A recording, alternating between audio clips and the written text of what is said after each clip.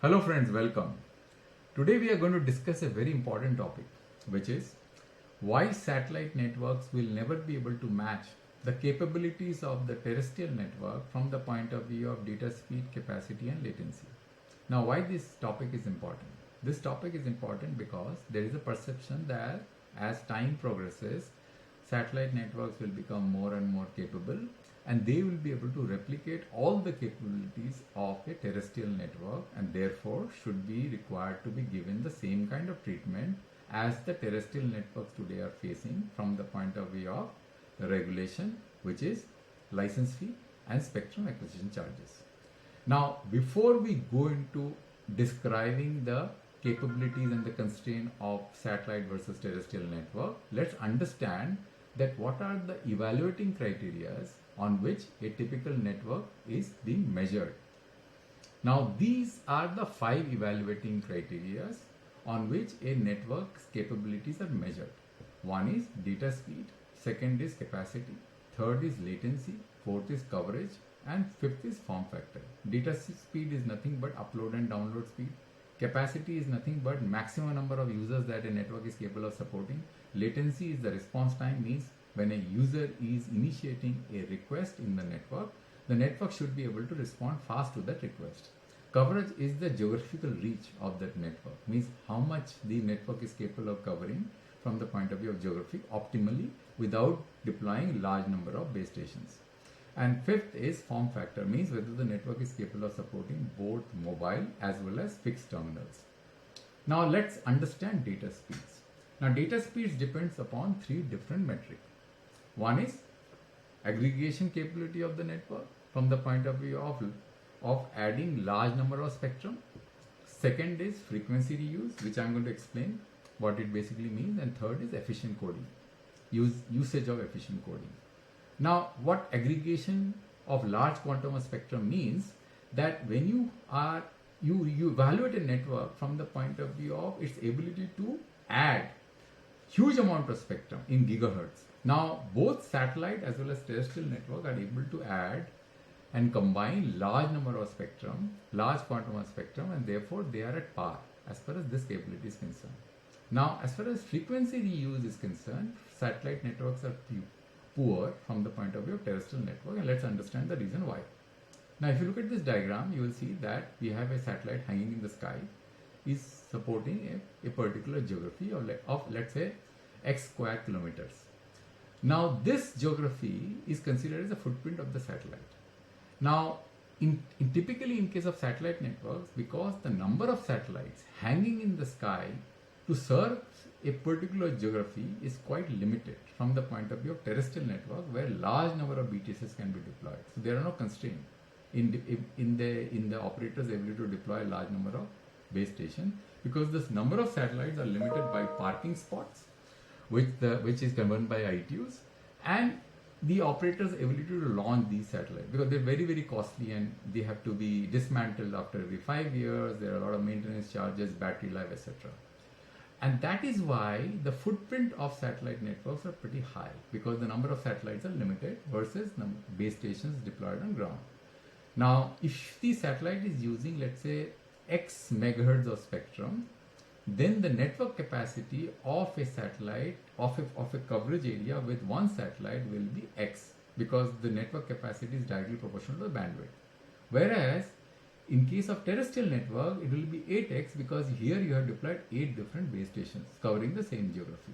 That is why the data speed of satellite networks are going to be higher from the point of view of, data speed of a terrestrial network is going to be higher from the point of view of frequency reuse, because terrestrial networks are capable of reusing spectrum frequencies much more effectively compared to satellite. And this is not going to be overcome by technology, because you need to have large number of satellites hanging in the sky at a time in order to increase your frequency reuse capability. Third is efficient coding. Now let's understand what efficient coding means. Now, if you look at the satellite, this is a non-geostationary satellite. What is non-geostationary satellite? It is a satellite which is not at geostationary orbit. Or geostationary orbit means that when this satellite is hanging on top of the earth, it should revolve at the same speed as the rotation of the earth, so that it appears to be stationary from the ground, right?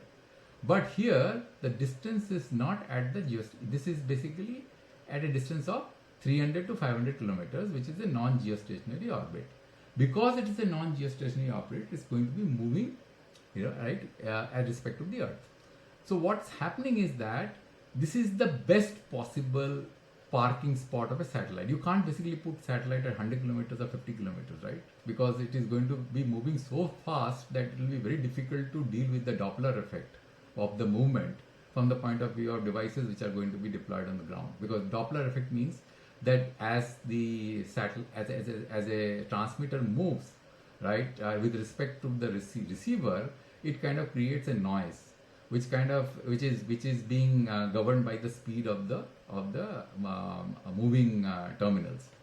So let's assume that it is at a distance of 300 kilometers. So what happens is that when you are transmitting signal, let's say if there is a device located here, a terminal located here, when it is transmitting to the satellite, it has to ensure that its transmission is received by the satellite in a effective and a correct manner. There cannot be any errors in that transmission, because if there is an error in this transmission, then the satellite will request retransmission, and it has to wait for the signal to be again transmitted, because you have to basically send the signal, you have to basically request the terminal to transmit again, and when you send the request, it has to travel to the transmitter on ground, and then the transmitter is going to transmit back to the satellite. So distance will be 600 kilometers. So 600 kilometers of delay time from the point of view of processing is initiated into the data stream, and that will pull down the throughput of the overall network. So that is why you cannot use the most efficient coding. You have to reduce the coding in such a way that the fidelity of the signal as it is transmitted from the ground to the satellite is the highest level, so that the retransmission of signal, the request of retransmission is minimized. So these are the things which kind of governs. So, but in case of terrestrial network, you will see that this distance is pretty small. So even if there is a need to retransmit, the signal probably has to travel 1 kilometer or 10 kilometers the max. So you can keep on asking for retransmission, and your delay will in the overall data frame will not be that significant compared to what you see in case of satellite. So that is why the data speed in case of satellite is going to be limited because of these three metrics. You actually cannot, two metrics, the frequency you use as well as efficiency, even though you have the capability to aggregate large quantum of spectrum. Now comes the capacity. Now if you look at the capacity, what is capacity? Capacity is same thing. The BTS into number of BTS into bandwidth. As we already discussed, the number of satellites hanging in the sky is limited, and therefore even though both the networks are using the same amount of bandwidth, the total network capacity is going to be limited in case of satellite versus the terrestrial network. So you will not be able to support the same number of subscribers that you are capable of supporting in a terrestrial network, because of the number of satellites hanging in the sky is limited, which will in turn reduce the speed.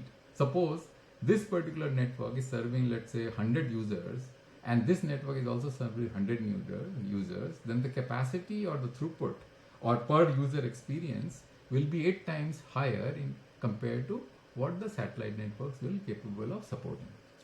Now latency we have already discussed, because here the distance is 1 kilometer or 10 kilometers, so latency from the point of view of transmission here will be very, very low, whereas in case of satellite, even if it is an NGSO satellite, the latency is going to be high, because you have to transmit the signal at least 300 kilometers, right, from this location on ground. So that is the reason why the data speed, capacity and latency, if you compare all the three dimensions, the terrestrial networks will always be much at a higher pedestal compared to satellite networks. So it has got nothing to do with technology per se, it's to do with the architecture of the network. Now let's talk about the form factors, because there are two different form factors which are going to be used in both terrestrial as well as satellite networks. One is fixed terminal. Actually there are three different form factors. One is the fixed terminals, second is mobile, and third is IoT. Now in case of fixed terminals, satellite networks has a disk, as you know, that they are basically constantly tracking the sky using the disk, and they will be capable of supporting the fixed network at similar capability depending upon the limited capacity and the average speeds and the respective latency. If you take all these three factors into consideration, the capability of the satellite is going to be limited by these three different dimensions. Now, since on these three different dimensions, the latency and capacity, terrestrial networks are far superior. Therefore, fixed terminals of terrestrial will be able to transmit higher speeds with greater quality from the point of view of latency compared to satellite networks. And the one more important factor is that the ground-based terminals in case of satellite, which is the receiver and the transmitter, which is transmitting, this is the ground-based terminal, let's say, and it is transmitting back to the satellite. The size of this terminal cannot be very, very large, because if the terminal becomes very large, the cost will increase, and since it is motorized, sometimes it is motorized because to track the moving satellite, the cost of this is going to be so large that it will not be possible to support these and making these terminals affordable. And that is an important constraint, because the size of this antenna drives the quality of the signal, because the power of the signal and the gain of the signal depend upon the size of the antenna. And because the size of the antenna is going to be lower, therefore uplink in case of satellite is always going to be much lower compared to downlink, unless you make the size of the disk very, very large, which is not possible in case of normal consumer usage, right? So the downlink in case of satellite can be very high, but uplink will be very low. Whereas in case of terrestrial network, this kind of constraint does not exist, because the base station is quite near to the FWAs, which are located on in the rooftop of the houses, and therefore both downlink and uplink speeds are going to be reasonably high in case of terrestrial network. Now let's compare the mobile. Let's compare on the basis of the mobile form factor. Now, in case of mobile, the problem is that these NGSO satellites, which we talked about, it is very difficult for the satellite to track a mobile terminal on ground at high frequencies. Because in high frequencies, what happens is that the aperture, the receiver aperture here on ground of the terminals becomes very, very small. Because as the frequency increases, the receiver aperture decreases. And that is why most of the satellites which are operating to support mobile terminals on ground, they are operating at lower frequency, especially at S-band or L-band, which are basically at much, much lower frequencies in around 1.5 gigahertz below. And some of them may be, at a little bit at a higher frequency, but they are very, very low. And in these frequencies, the quantum of spectrum is also low. Unlike in case of 26 gigahertz band, 10 gigahertz band, 15 gigahertz band, where you have large quantum of spectrum. Here you will find spectrum in 5 gigahertz and 2 into 5, 2 into 10, maximum 2 into 30. Therefore, if you have just 2 into 30 megahertz to serve mobile terminals here, right, versus mobile terminals which are basically going to be supported in 2 into 100 megahertz or 100 megahertz of bandwidth, let's say 3.5 gigahertz 5G network is serving the mobile terminals here, you can imagine that here only 10 megahertz of spectrum is there, and then only one satellite. Here we have 8 BTS, then we have got around 10 times the amount of spectrum. The speeds of data speeds supporting the mobile form factors are going to be much, much more higher compared to satellite. Therefore, satellites are not very efficient supporting mobile form factor, right? And if you are going to use geostationary satellite here to support mobile form factor, then it is a gone case, because the latency is 36,000 kilometers, and that is where the latency is going to be so high that your normal voice communication is not going to work, and the footprint is going to be so high that your total capacity of the network is going to go down significantly. See, third important form factor is IoT, and because here you don't require that much amount of speed, you require coverage, and therefore for IoT kind of application, satellite works fantastic. In case of terrestrial network, it's not bad. Here both indoor and outdoor you can do great from an IoT perspective, but it does not have ubiquitous coverage. Means you cannot actually cover seas, land, or any kind of open route, let's say train route in the forest using terrestrial network, because you may not have coverage there, but satellite coverage will be there. So satellite in combination with the terrestrial network can function, quite fantastically from an IoT application.